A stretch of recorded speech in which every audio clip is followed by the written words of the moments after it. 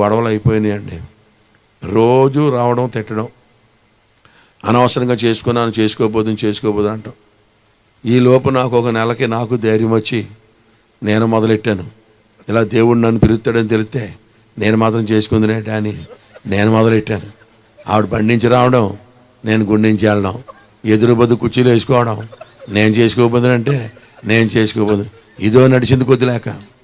ఇది కొద్ది కాలం నడిచిన తర్వాత ఈ లోపు నాకు కొంచెం ధైర్యం వచ్చి అప్పుడు మా ఆవిడతో చెప్పాను, వచ్చేవ్ ఇప్పటికే 4 పిల్లలు పుట్టారు, ఇంక చేసుకోపోవడం ఏంటే, మరి నీ ఇష్టం ఉంటే ఉండన్నాను. వెళ్ళిపోమనలేదండో. 4 పిల్లలు పుట్టినాక ఇంక చేసుకోపోవడం ఏంటి, ఎవడో నవ్వుతాడు, మరి ఉంటే ఉండు అన్నాను. ఎప్పుడైతే ఆ మాట అన్నానో మా ఆవిడ పెద్ద పెట్టి తెచ్చుకొని బీరువాంత అందులో తోడేసుకొని ఆటో వేసుకొని అమ్మగారింటికి వెళ్ళిపోయింది. దేవుని బిడ్డలారా, మా అత్తగారు, మా మామగారు, మా పిల్లలు, మా ఆవిడ వాళ్ళందరూ ఒక చోట ఉన్నారు, నేను ఒక్కడిని ఒక చోట ఉన్నాను. ఈవిడ ఎప్పుడైతే వెళ్ళిపోయిందో వంటగది క్లోజ్ అయిపోయింది, ఇంకా కిచెన్ క్లోజ్ అయిపోయింది. అంటే ఎప్పటి నుంచో అనుకుంటున్నాం ఉపవాసం ఉండాలి, కుదిరేది కాదు. ఇప్పుడు ఎలాగ ఇప్పుడు వెళ్ళిపోయింది కదా, ఎలాగా ఫుడ్ లేదని మా ఫ్రెండ్స్కి ఫోన్ చేశాను. అరే మనం ఉపవాసం ఉందాం అనుకుంటున్నాం కదా, టైం కుదిరేది కదా మనకి, ఇదిగో మరి సేవ సమర్పించుకున్నానని చెప్పి అక్క అమ్మగారింటికి వెళ్ళిపోయింది, అలిగి వెళ్ళిపోయింది, ఇల్లు ఖాళీగా ఉంది, ప్రార్థన చేస్తాం వస్తారా అన్నాను. వస్తామన్నయ్య అన్నారు. అంటే 4 వచ్చారు. 4 ప్లస్ నేను 5 కలిసి బిందెతో నీళ్ళు పెట్టుకుని పచ్చి మంచినీళ్ళు తాగుతూ ప్రార్థన చేస్తున్నాం. ఉపవాస ప్రార్థనలో ఉన్నాం. దేవుని బిడ్డల ఉపవాస ప్రార్థనకి ఈ 4లో బక్కోడు ఒకడు వచ్చాడు. ఆడు 10 రోజులు పోయిన తర్వాత అంటున్నాడు, అన్నయ్య ఇప్పుడప్పుడే మనం పోతానమా, అసలు ఈ ఉపవాసం ఎంతకాలం అంటాడు. ఆడు అంతకాలం లేదురా, మరి బహుతనం అంటే ఎవడు వండుతాడు, అక్క రావాలి అంటాడు. అయ్యి బాబోయ్, అక్క వచ్చేదాకా మన పని ఇంతే అని కూడా ఆడు. పాపం 10 రోజులు అయిపోయిందండి. 10 రోజుల కాడు కొంచెం డౌన్ అయ్యాడు. తర్వాత 15 రోజులు అయిపోయింది. 15 రోజులు అయిపోయేటప్పటికి మరి మా ఆవిడికి ఎలా తెలిసిందో, ఎలా కనుక్కుందో, ఫోనులు లేవు ఆ రోజుల్లో. మరి ఇన్ఫర్మేషన్ ఎలా లాగిందో, పక్కింటి రోజుల దగ్గర లాగిందో ఏంటో, మీ ఆయన వండుకోవట్లేదని చెప్పారట, తింటలేదని చెప్పారట. మా ఆవిడ ఉత్తరం రాసింది నాకు, నువ్వు ఇలా పలానా కూర ఎలా వండాలి, ఇంత కారం వేయాలి, ఇంత ఉప్పు వేయాలి, ఇంత ఇలా ఉడకబెట్టాలని కూరలు రాసింది. మేము ప్రార్థన చేసాం, ప్రభువా మనిషి కూరలు ఎలా వండాలో రాసింది తండ్రి, కొంచెం కోపం తగ్గినట్టు ఉంది నాయన, ఆవిడే వచ్చి వండేటట్టు చేయి తండ్రి అని తెగ ప్రార్థన చేసామండి. ఎంత ప్రార్థన చేసినా దేవుడు మన ప్రార్థన లేదు, మా ఆవిడ రాలేదు. ఈ బక్కడు ఉన్నాడు కదా, ఆడికి బొగ్గలో లోపలికి వెళ్ళిపోయి కళ్ళు పళ్ళే కనపడుతున్నాయి, గోడకంటూ పోయాడు బలిలాగా. సౌండ్ రావట్లేదు, ఇంకా ఆడికి మాటలు రావట్లేదు, సౌండే స్థుతి అంటున్నాడు, సౌండ్ రావట్లేదు. అప్పుడు నాకు భయం వేసింది, ప్రభా టైం ఈజ్ అప్ అంటే నాకు అనుకున్నాను, నేను బతికేశాను, మా ఆవిడ అనుకున్నాను, ఆవిడ బతికేసింది. ఈ టైం ఈజ్ అప్ ఈడిగ్గినా నాయన బలిలాగా గోడకంటూ పోయాడు తండ్రి, నాయన అని వీడి గురించి ఎక్కువ ప్రార్థన చేసేవాళ్ళు. ప్రార్థన వీడి గురించే. అండ్ ఇలాగ 20 రోజులు అయిపోయిందండి. 20 రోజులు అయిపోతే ఆడింకా కళ్ళల్లో ఉంది ప్రాణం, ఎప్పుడు వదిలేతాడో తెలియదు. దేనంగా నా వంక చూసేవాడు, నాకు భయం పట్టేసుకునేది. దేవుడేమో ఉపవాసం ముగించమని చెప్పట్లేదు, మా ఆవిడేమో రావట్లేదు, ఈడేమో సావు బతుకులో ఉన్నాడు, నేనేమో ఇలా నడిపించేస్తున్నాను. ఇది దేవుని నడిపింప ఏంటిరా బాబు, పోతాడిగేనేంటి అని కన్ఫ్యూజన్లో ఉన్నాను. 27వ రోజు వచ్చిందండి. 27వ రోజు రాత్రి ఒక స్వరం వినబడుతుంది, my son I will take you to the ends of the earth. నా కుమారుడా, బూదిగంతాలు తీసుకుని వెళ్తాను, ఉపవాసం ముగించానండి. అమ్మయ్య, దేవుని దగ్గర నుంచి పర్మిషన్ వచ్చింది, ఉపవాసం ముగించమన్నాడు. కానీ మరి వంట చేసేవాళ్ళు లేరు కదా, వండడం రాదు. మేమే స్టవ్ మీద బియ్యం పెట్టేసి అన్నం అలా ఉడికిన తర్వాత గంజితోటి దింపేసి లోటాలు ఈ బక్కడు పట్టించేసేవాళ్ళు. ముందు ఆడు ఆవురు మన తాగేసేవాడు, ఆడు అలా తాగేసి ప్రాణం కాపాడుకున్నాడు. లేకపోతే పోదుడు ప్రియులారా, ఆడికే పట్టించేసేవాళ్ళు ముందు. ఆ గంజితోటి ఎలా పట్టించైతే ఆడలాగా తెప్పరెళ్ళి 4 రోజుల తర్వాత తేరుకున్నాడు. దేవునికి స్తోత్రం కలుగునగా. అప్పటికి 27 రోజు అనమాట. 27వ రోజు అయిపోయింది. మొత్తం మీద ఒక 10 రోజులు అలాగా రెస్ట్ తీసుకుని సువార్త అంటే ఏంటి చేద్దాం రండి అని బయలుదేరామండి. మొట్టమొదటి మా మేడ మీద దిగాం. నేను సువార్త ప్రకటించేవాడిని, గాస్పెల్ చెప్పేవాడిని. నా ఫ్రెండ్స్కి కరపత్రాలు పంచడం, ఆరాధన చేయడం, పాటలు అయి పాడేవాడు. మీకు అబద్ధం, నాకు నిజం. ఆ రోజుల్లో నాకు ఎవరైనా తగిలినా, నేను ఎవరికి తగిలినా, నేను అతను ముట్టుకున్నా, నన్ను ముట్టుకున్నా, పేక్కోసిన కోడి కొట్టుకున్నట్టు కిందడి దొర్లి ఏడ్చేసేవారు. దెయ్యాలు వదిలేసి బిలబిల్లా కొట్టేసుకునేవారు. మాకు సేవకు వచ్చిన కొత్త, ఇదేంటి ఇలా తన్నేసుకుంటున్నారు ఇలా అనుకునేవాడిని. ఇది దేవుని బిడ్డలారా, కొంతమంది సీనియర్ పాస్టర్ గారు, బాగా అనుభవం కలిగిన పాస్టర్ గారు చూశారు, ఈ కుర్రోడి మీద ఏదో అభిషేకం ఉంది అని చెప్పి వాళ్ళు ఏం చేసేవారంటే మీటింగులు పెట్టి నన్ను పిలిచేవారు. పేపర్లు వేస్తారు కదా, ఆ పేపర్లో నా పేరు వేసేవారు. వేసి స్పీకర్ అని రాసేవారు. ఈ కాగితం ఎవడట్టుకెళ్ళి మా ఆవిడకి ఇచ్చేవాడు. మీ ఆయన ఉద్యోగం మానేసి ఏం పని చేస్తున్నాడు చూడు, స్పీకర్ అంట అని ఆ కాగితం ఇచ్చేవారంట ఆవిడకి. ఈయనేంటి స్పీకరో చూద్దామని మా ఆవిడ, దాని మీద అడ్రస్ ఉంటుంది కదా, ఉద్యోగం మానేసి ఏం చేస్తున్నాడు, ఈ తంతు ఏంటో చూద్దామని, ఏటో స్పీకర్ అంట అని ఆ కాగితం పట్టుకుని మీటింగ్ వచ్చేసేది. మీటింగ్ వచ్చేసి ఎలా కూర్చునేదంటే మొత్తం ముసుగేసేసుకునేదండి. నేను కానీ ఎక్కడ చూసేస్తానా అని, ఏమండి మొత్తం కప్పేసుకొని చూసి కూర్చునేది. ఆవిడ నన్ను చూడొచ్చు కానీ నేను ఆవిడని చూడకూడదు అన్నమాట. అలా కూర్చునేది. నేను ఎలా వాక్యం చెబుతూ ముక్కు కనపడితే మా ఆవిడ ముక్కులా ఉందేంటి అనుకోండి. ఎలా చూస్తే ఆవిడే అమ్మ ఇది వచ్చేసిందిరా బాబు అని నేను రేజ్ అయిపోయేవాడిని. రేజ్ అయిపోతే సడన్గా రేజ్ అయిపోతే పాపం స్టేజ్ మీద ఉన్న వాళ్ళకి అర్థమైంది కాదు. ఇప్పుడుదా బాగున్నాడు, సడన్గా రేజ్ అయిపోతుంటే ఉండుండంటే అదంతా ఆవిడ మహిమ. ఆవిడ మీద కోపంతో పెద్ద ప్రసంగం చేసేవాడిని. ప్రియులారా, నిజం చెప్తున్నాను, వాక్యం చెప్తుంటే జనాలు కింద పడి దొర్లేయడమేనండి, దొర్లేయడమే. ఎక్కెక్కెక్కి ఏడిచేసేవారు. మనుషులు పట్టుకుని ఏడిచేస్తుంటే ఏడు పాపడానికి గంట పట్టింది. గంట అయినా ఏడుస్తూనే ఉండేవారు. నాకు కన్వీనర్స్ ఫోన్ చేసేవారు, అనయ్య నువ్వు వాక్యం చెప్పేలో కానీ 10 రోజులు అయిపోయింది ఇంకా ఏడుస్తూనే ఉన్నారని వాడు. ఇది మా ఆవిడ చూసిందండి. ఈ ఏడుపులు ఏంటి, పెడబొబ్బులు ఏంటి, పశ్చాత్తాపం ఏంటి బాబోయ్, మామూలు మనుషులు మాట్లాడితే అవుతుంది ఏంటి, ఇది నిజంగానే దేవుని ఆత్మలా ఉంది, ఈయనకి నిజంగానే దేవుని పిలుపు ఉంటుంది, లేకపోతే ఈ పశ్చాత్తాపం అయిపోయింది, మీ ఏడుపులు ఏంటి, కన్నీరు ఏంటి, ఇటువంటి వాడు గడ్డికి వెళ్తే మా అమ్మకి నాన్నకు అవుతాయి కూతుర్ని, నేను కానీ పోతానేమో అని ఆవిడ భయం వేసేసి ఒక పెట్టెట్టుకెళ్ళిన ఆవిడ 2 పెట్టెలను వచ్చేసి ఒకటే మాట అంది, నువ్వు నిశ్చయముగా దైవజనుడు అని నాకు అర్థమైపోయింది, నీకు దేవుని పిలుపు ఉంది, దేవుని సేవ పిలిచాడు దేవుడు నిన్ను, నీకు ఫుల్ పర్మిషన్ అందండి.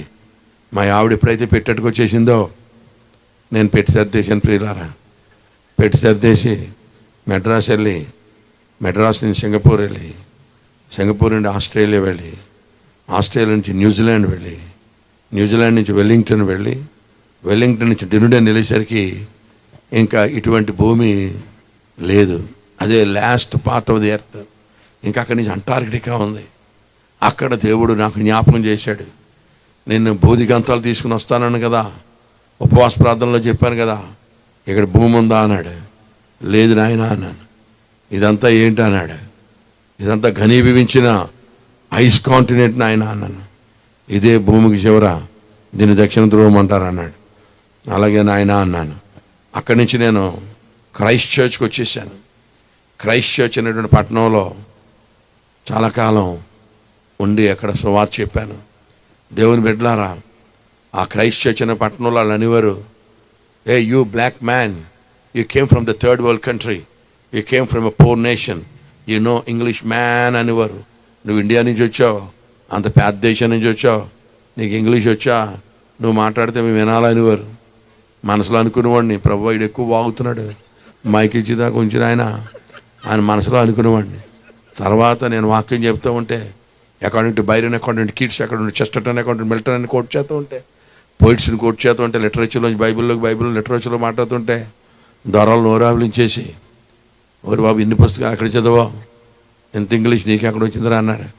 అప్పుడు నేను అన్నాను, ఇది సడన్గా వచ్చింది కాదురా, చిన్నప్పుడు తుప్పల దగ్గర నుంచి స్టార్ట్ చేశాను. అది వల్ల ఎక్కడి నుంచి మొదలెట్టనేది, తుప్పల దగ్గర నుంచి మొదలెట్టుకొచ్చాను. నోరు మూసి నేనండి మనసులో అనుకునేవాడు.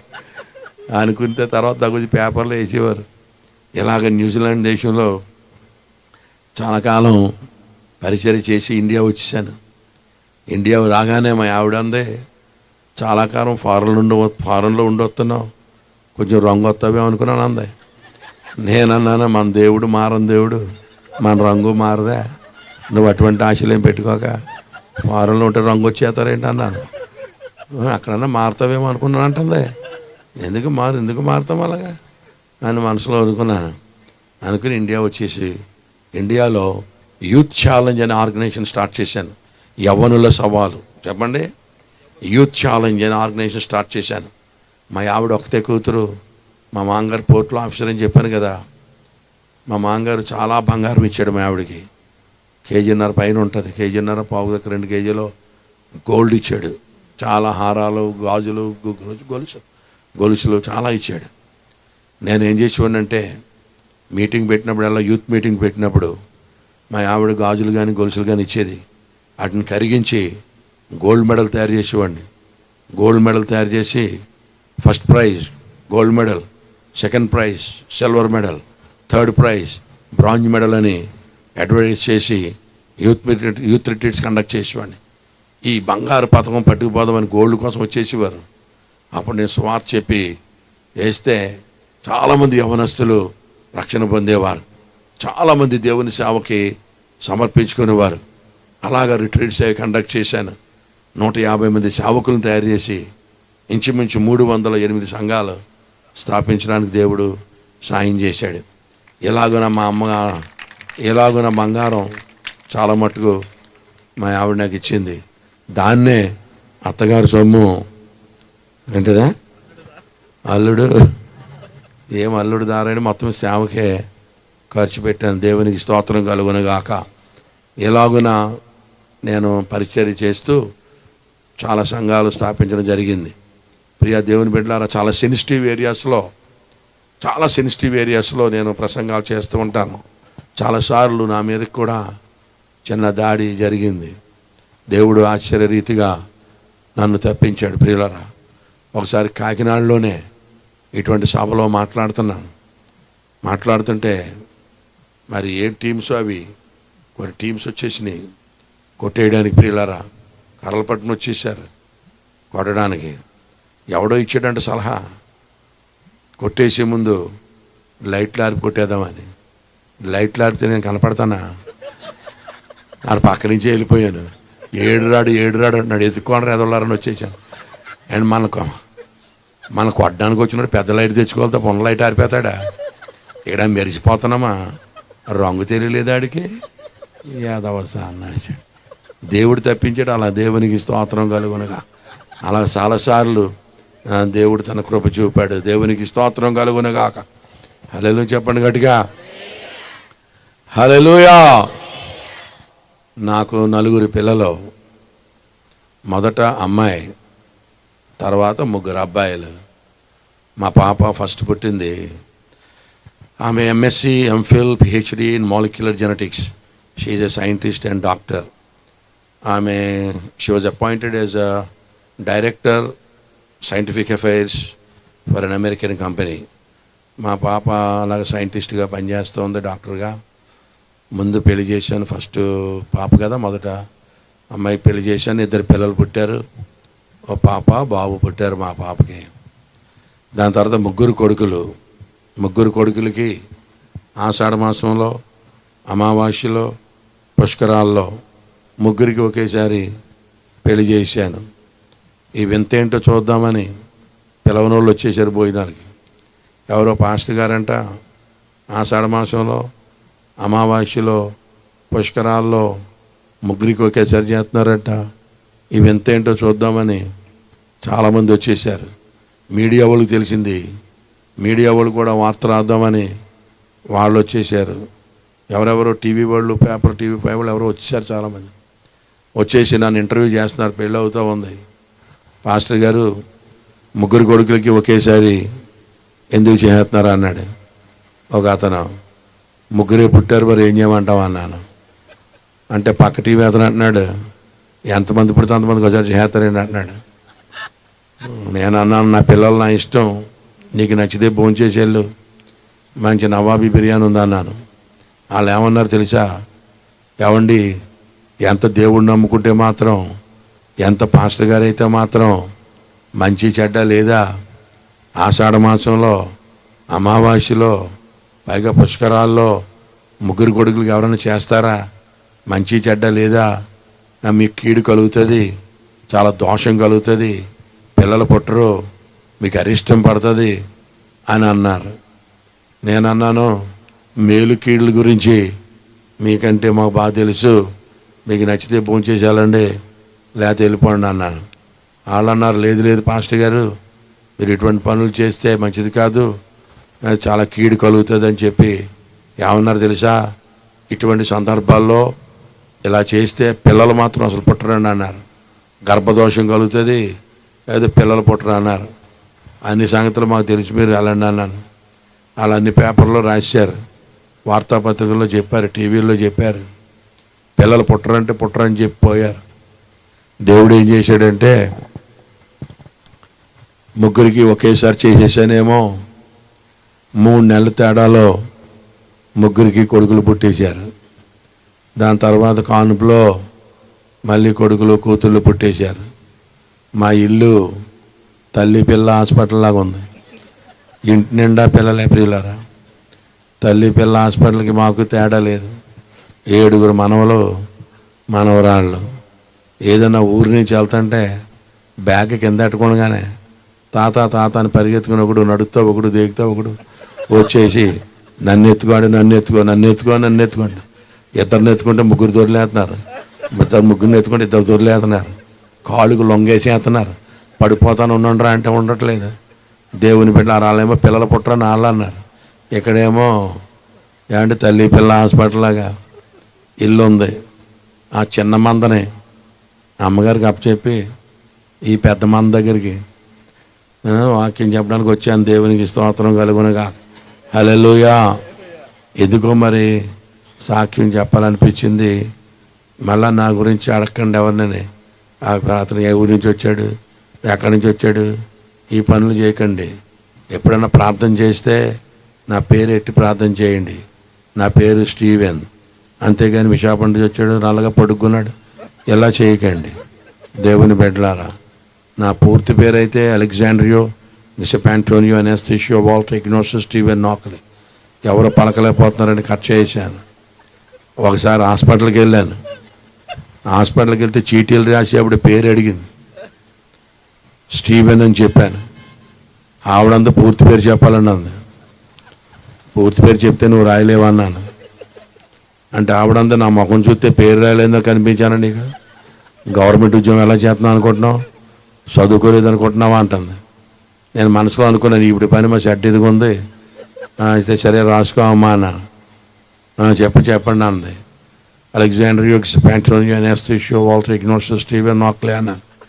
అంటే పేరు చెప్పమంటే పద్యమాపు చెప్తున్నావు ఏంటంటే, పేరు చెప్పమంటే ఏదో పద్యమాపు చెప్తున్నావు ఏంటంటుంది.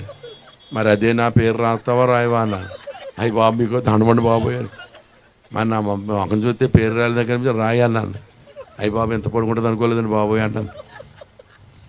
అప్పుడు చెప్పాను, నా పేరు మా ఆవిడికే రాదు, మా ఆవిడికే నా పేరు రాదు, ఇప్పటికీ నువ్వేం రాస్తావు ఊరుకో అని చెప్పి చిన్న పేరు చెప్పాను.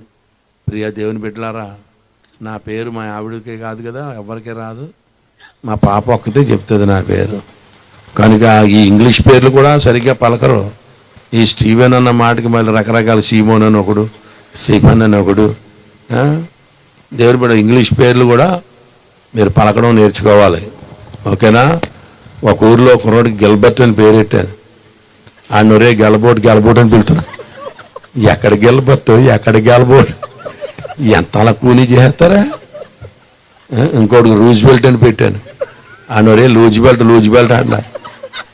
అవి తండ్రి మీకు దండవరా నాయన, ఏం పేర్లు, ఇంగ్లీష్ పేర్లు కూడా పలకడం నేర్చుకోవాలి. అస్తమాను సీను సాయే కాదు. ప్రకటన గ్రంథము 19వ అధ్యాయములో ప్రియులారా, అప్పుడప్పుడు నేను ఇక అలా ఇంగ్లీష్లోకి మాట్లాడితే మీరు నా వైపు వరద బాధితులో చూడొద్దు సుమా. మళ్ళా నేనే తెలుగులోకి అనువదించి చెప్తాను, క్షమించాలి. ఇచ్చేదంటే అంతా పూర్తిగా తెలుగు కంప్లీట్గా ఒకేసారి మాట్లాడడం ఈజీ కాదు. దేవునికి స్తోత్రం చెప్పండి. ప్రియులారా, మనము నివసిస్తున్నటువంటి కాలములు పరిగణలోనికి తీసుకొని ఏ పనైనా చేయాలి. We must take into consideration the times in which we live, and we are supposed to live and preach and teach accordingly. దేవుని బిడ్డలారా, ఈవేళ క్రైస్తవ సమాజం, ప్రత్యేకంగా హైందవ దేశమైనటువంటి మన భారతదేశంలో కొంచెం గడ్డు దినాలు ఎదుర్కొంటున్నట్లుగా తెలియనటువంటి వారు లేరు. ఈ క్రీస్తు సువార్త, రక్షణ సువార్త సభలని ఆరు బయట అయ్యగారు చాలా ధైర్యంగా దేవుని రక్షణ సువార్త సభలు ఏర్పాటు చేశారు. దేవుని బిడ్డలారా, పరిస్థితులు చూస్తే అంత అనుకూలంగా కనబట్టలేదు. కనుక ఇటువంటి సందర్భంలో క్రైస్తవులను గూర్చినటువంటి మిస్అండర్స్టాండింగ్స్ చాలా ఉన్నాయి. క్రైస్తవుల మీద చాలా ఆక్షేపణలు ఉన్నాయి. మనము దేశద్రోహులం అనేటువంటి అభిప్రాయం ఒకటి ఉన్నది. తర్వాత విదేశీ మతాన్ని మనం తీసుకొచ్చి ఇక్కడ ప్రమోట్ చేస్తున్నాం అనేటువంటి ఆక్షేపణ ఒకటి ఉన్నది. మరొకటి, ఇది బ్రిటిష్ వారు భారతదేశాన్ని పరిపాలించినప్పుడు మనకు వచ్చినటువంటి మతం అని ఒకటి ఉన్నది. ఈ మతం వచ్చిన తర్వాత హైందవ సంస్కృతి దెబ్బతింటా ఉంది. మన హిందూ సంస్కృతిని ఈ యొక్క మతం హరించి వేస్తూ ఉంది అనేటువంటి ఆక్షేపణ ఒకటి ఉంది. అంతేకాకుండా చాలామంది ఈ సువార్త వైపు ఆకర్షింపబడి ఇదివరకు ఆరాధిస్తూ ఉన్నటువంటి వారిని వారు విడిచిపెట్టడం జరుగుతూ ఉందనే ఆక్షేపణ ఉంది. ఎలాగున చూస్తూ ఊరుకుంటే చివరికి మనకేదో ముప్పే సంభవించేటట్టుందనేటువంటి ఆలోచన మన ప్రియతమ భారతీయుల్లో ఉన్నది. ఇటువంటి ఆక్షేపణలన్నింటినీ మనం పట్టించుకోకుండా వారికి సరి అయినటువంటి సమాధానాలు చెప్పకుండా మన బాణీని మనం పోవడం అనేటువంటిది అంత సమంజసము కాదు. హేతువు అడుగు ప్రతివానికి మీరు సమాధానం చెప్పమని ప్రభువు చెప్పాడు. అలాగే ప్రియా దేవుని బిడ్డలారా, సీరియస్ మ్యాటర్ ఈవేళ మీరు చాలా జాగ్రత్తగా వినవలసి ఉన్నది. ఇన్ని ఆక్షేపణల మధ్య యేసును నమ్ముకోమని సువార్త ప్రకటించాలి. భారతదేశంలో సువార్త ప్రకటించడం అంటే అంత ఈజీ కాదు. దేవుళ్ళు ఎక్కువ కలిగినటువంటి దేశం. దేవుడిని నమ్ముకో, యేసుప్రభుని నమ్ముకో అంటే భారతదేశంలో ఏమంటారంటే, మాకే కోటాను కోట్ల మంది దేవుళ్ళు ఉన్నారు, మాకేం కొదువు లేదు, మాకు ఇంకొక దేవుడితో అవసరం లేదనేటువంటి ఆలోచన కలిగి ఉన్నారు. ఇంకొంచెం ముందుకెళ్ళి ఈ మతోన్మాదులు అనబడేటువంటి వారు ఈ ఆక్షేపణలు చేయడమే కాకుండా కొన్ని దుష్ట క్రియలు కూడా ఈ సువార్త ప్రకటించే వారి మీద వారు చేయడం మనం వార్తాపత్రికల్లో చూస్తూ ఉన్నాం, మన చుట్టుపక్కల వింటూ ఉన్నాం. మరి ఇటువంటి సందర్భంలో క్రీస్తు సంఘం సువార్త ప్రకటించాలా లేకపోతే మానేయాలా? ప్రకటించాలి అంటే ఏ విధంగా ప్రకటించాలి? ఈ సువార్త ప్రకటనలో మనం ఏమైనా మార్పు చేయవలసినటువంటి పరిస్థితి ఏమైనా ఉందా అని ఖచ్చితంగా దేవుని సేవకులు కానివ్వండి, సువార్థికులు కానివ్వండి, దేవుని సువార్తను నమ్మినటువంటి సంఘస్థులు కానివ్వండి, ఇవి మనం ఖచ్చితంగా ఆలోచించి తీరవలసినటువంటి రోజులని, ఇప్పటికే it is already high time అని కూడా నేను మెన్షన్ చేస్తూ ఉన్నాను. ప్రియా దేవుని బిడ్డలారా, ఈ ప్రశ్నలన్నిటికీ వారికి ఉన్నటువంటి ఆక్షేపణలకు, అపోహలకు, వారికి ఉన్నటువంటి అభ్యంతరాలకు మనము ఖచ్చితమైనటువంటి సమాధానాలు చెప్పగలిగి ఉండాలి, చెప్పి తీరాలి. ఏమండి, భారతదేశంలో ఉప్పు కారం తింటూ మీకు దేశభక్తి లేనటువంటి పనులు మీరు ఎందుకు చేస్తున్నారు? వేరే దేశపు దేవుడిని ఆరాధించడం ఏంటి? మీకు దేశభక్తి లేదు, మీరు దేశద్రోహుల కిందే పరిగణింపబడతారనేటువంటి మాటలు మనం వింటూ ఉన్నప్పుడు మనం కూడా స్పష్టత ఇవ్వాలి. దేవునికి స్తోత్రం చెప్పండి ఒకసారి. హల్లెలూయా. కనుక ప్రియమైన దేవుని బిడ్డలారా, నేను మీకు తెలియజేసేది ఏమిటంటే, ఆధ్యాత్మిక చరిత్ర కలిగినటువంటి ఏ దేశాలు కూడా క్రొత్త సంగతులను అంత త్వరగా యాక్సెప్ట్ చేయవు. Any nation with religious history will not accept any new thing that easily. You have to definitely make a note of this. Any nation with a religious history will not accept such new things so easily. And that was the problem with the nation of Israel also. అదే ఇశ్రాయేలు దేశపు యొక్క సమస్య కూడా. దేవుని బిడ్డలారా, ఆధ్యాత్మిక చరిత్ర కలిగినటువంటి, ప్రాచీన నాగరికత కలిగినటువంటి దేశాలలో, చాలా ప్రాముఖ్యమైన దేశాల్లో భారతదేశం కూడా ఒకటి.